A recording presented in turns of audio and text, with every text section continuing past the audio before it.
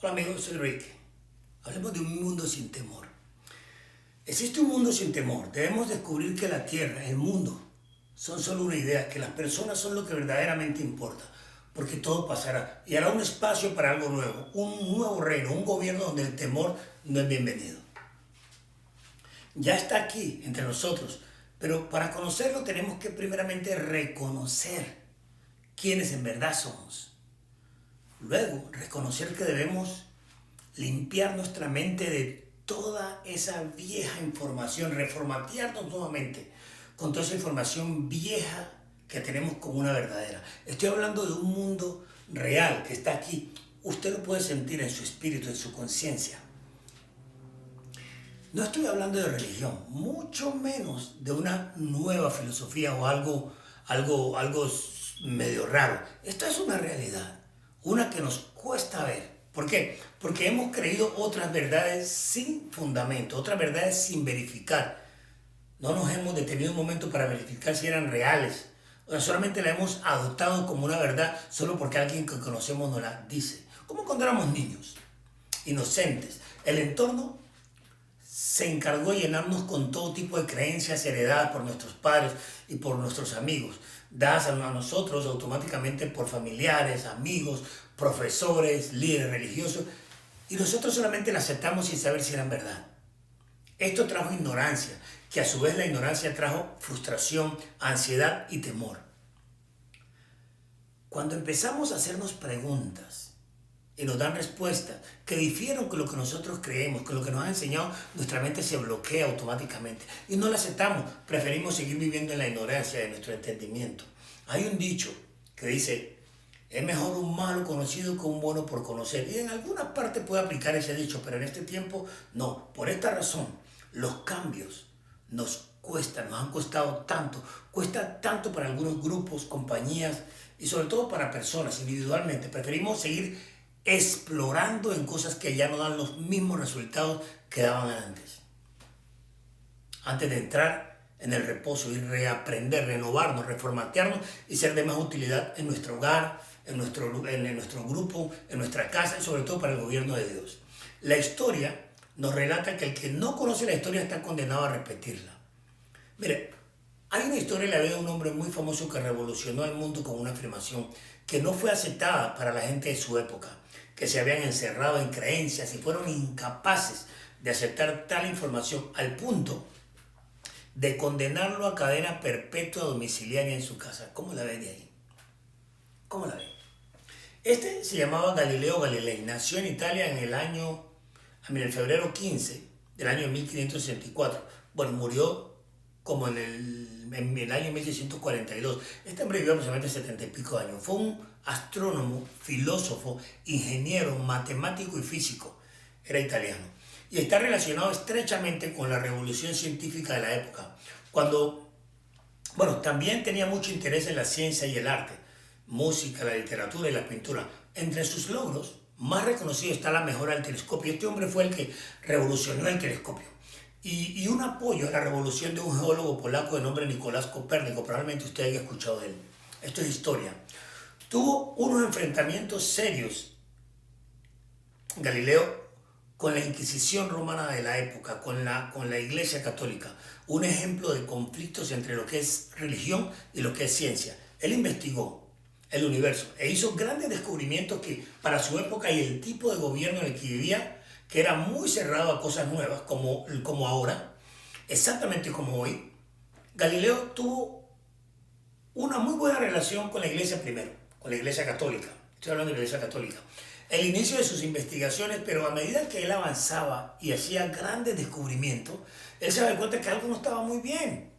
Y entonces la misma iglesia empezó a rechazarlo y llegaron al punto de condenarlo y acusarlo de rebelde, desobediente a la doctrina de la fe cristiana. Galileo se mantuvo firme sobre algo que era una ley, yo creo que era como un modelo astronómico que se llamaba heliocentrismo, que investigaba Copérnico, según el cual la Tierra y los planetas se mueven alrededor del Sol, que está relativamente estacionado y que está en el centro del universo. Eso era lo que se decía en esa época. Era todo lo opuesto al geocentrismo de Ptolomeo, que colocaba en el centro del universo a la Tierra. Y según él, todo se movía alrededor de la Tierra. Todo esto era apoyado por el sistema religioso de la época, que era la autoridad. Y se tenía como base el libro de Josué 10:13, donde dice: y el sol se detuvo y la luna se paró hasta que la nación se vengó de sus enemigos.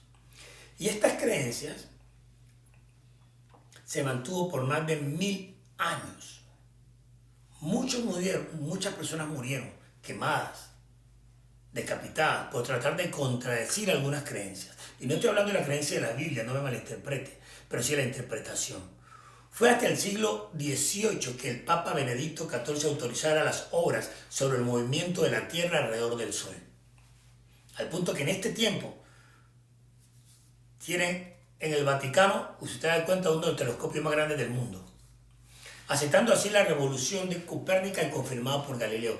En el año 1741, ante la prueba óptica de la órbita de la Tierra, hizo que el Santo Oficio hiciera la primera impresión de las obras completas de Galileo. Después que lo condenaron, que lo hicieron quemar casi todas las cosas, en esta vez, en 1741, pudieron entender y empezaron a imprimir lo que él había hecho. Galileo Galilei fue intimidado y condenado inclusive a retratarse de lo que escribió. Sus libros y escritos fueron quemados, algunos otros se prohibían inclusive hasta leerlos, pero en el año de 1757 el Papa Benedicto XIV autorizó con un decreto que se retirara la prohibición de las obras de Galileo. Tuvieron que pasar casi 300 años para aceptar una verdad que un grupo había dicho que no, porque eso era lo que ellos conocían. Habían encerrado a Dios en un cuadro. Se puede creer en Dios a través de las Escrituras. Se puede enseñar a alguien a creer en Dios a través de las Escrituras, pero nunca se podrá conocer a Dios plenamente sino a través del Espíritu. No hay escrituras escritas por hombre, aún inspiradas por Dios, que nos lleven al entendimiento completo de lo inmesurable de Dios. Porque el ser humano transgiversa la misma información que Dios le da para someter a las demás personas. El mismo hombre, en su afán de poder, manipula y controla la verdad a su propio beneficio, imponiendo el temor, el miedo, la culpa y el castigo divino. El miedo es un arma peligrosa. El miedo da miedo.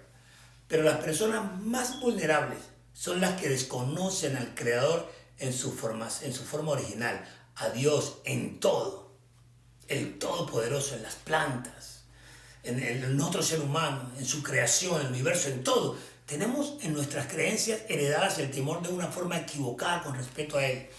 Y esto lo transmitimos a todo lo que no conocemos. Pensamos que nos puede hacer daño. No se le acerca a ese hermano, a esa persona, es mala. Todo tiene un propósito.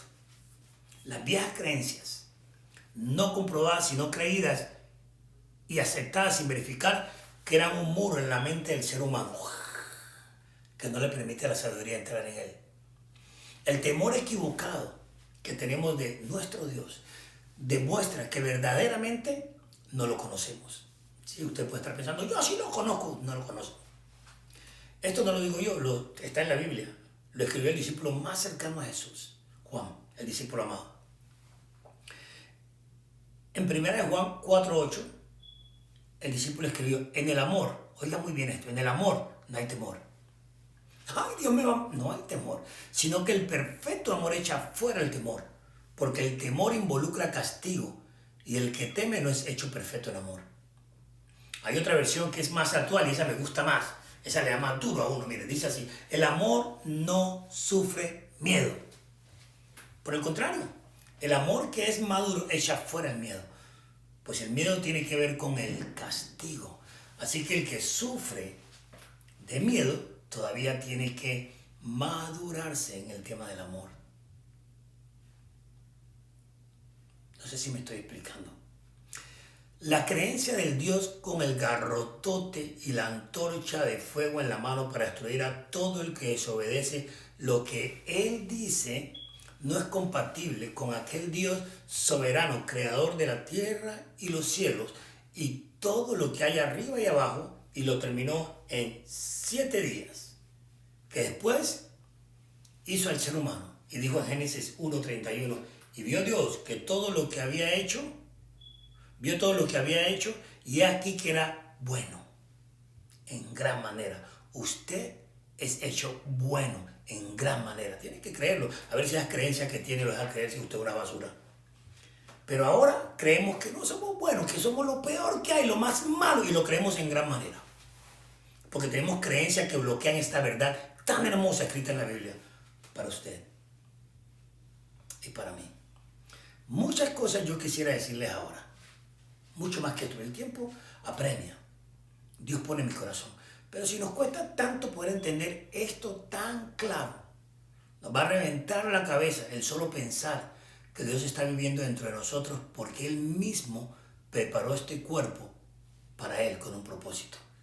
Su cuerpo está preparado con un propósito para Dios. Pero nos quiere mantener como esclavos. ¿Usted sabe cómo se mantenía un esclavo antes en su misión?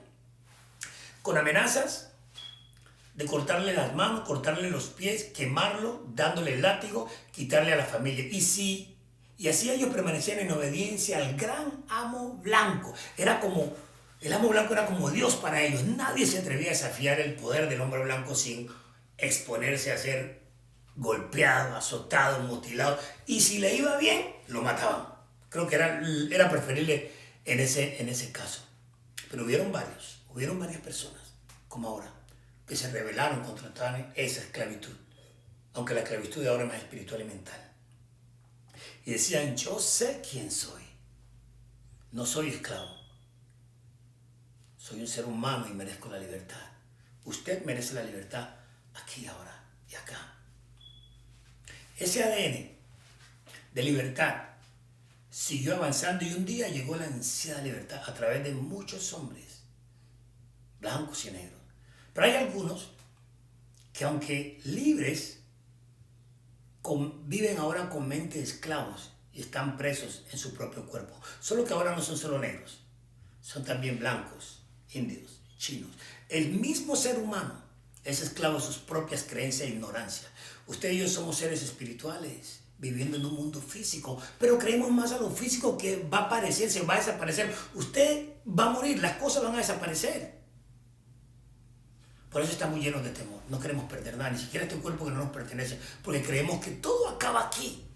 Si nosotros creyéramos que somos más que físico, si verdaderamente estuviéramos convencidos que lo que verdaderamente somos es espíritu, nuestra forma de ver el mundo y las situaciones cambiarían. No tendríamos más temor, no tendríamos más miedo, pero necesitamos sabiduría para poder entender esto. En el libro de Proverbios 1:7 dice así: el principio de la sabiduría es el temor a Jehová, pero no ese temor que a usted y a mí nos han enseñado, ese temor equivocado. No. Al final dice, los insensatos desprecian la sabiduría y la enseñanza.